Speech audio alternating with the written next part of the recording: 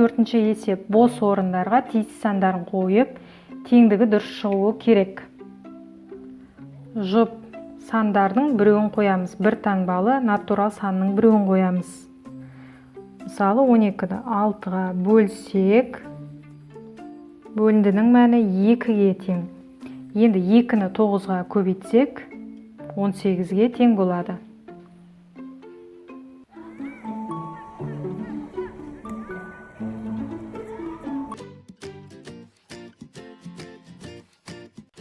Сексен жетінші беттегі үшінші есеп.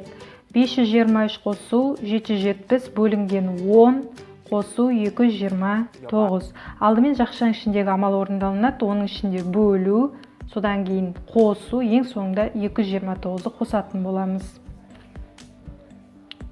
770 пен 10-ның бөлінісі, бөліндінің мәні 77-ге тең. 523-ке 77-ні қосқанда 600-ге тең.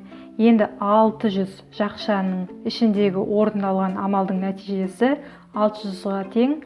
600-ді 229-ға қосқанда қосындының мәні 9, 2, 8, 829.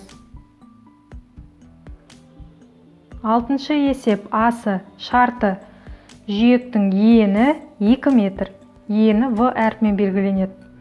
Енді 1 метр квадраттан қызанақ 6 килограмм. Барлық жүйектен 48 килограмм. Енді А ұзындығын табуымыз керек. Шешуі.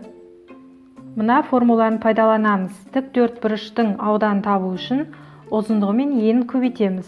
Егер ені немесе ұзындығы белгісіз болса, тік төртбұрыштың ауданын оған келесі ұзындығы немесе еніне бөлетін боламыз. Дәл қазір бізге керекті формула, яғни ұзындығын табу.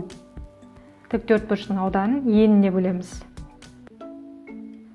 Бірақ бірден табу үшін бізге алдымен тік төртбұрыш жүйектің ауданы керек.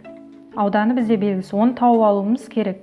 Жүйектің ауданын табу үшін барлық жүйектен қызанақ 1 метр квадрат қызанақтан 6 килограммнан, яғни бөліп табамыз.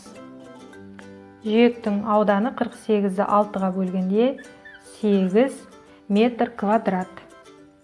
Бұл мәтіндік есебімізде мінекей жүйектің ауданы табылды. Ені белгілі. Енді мына формулаға сүйене отырып шығарамыз.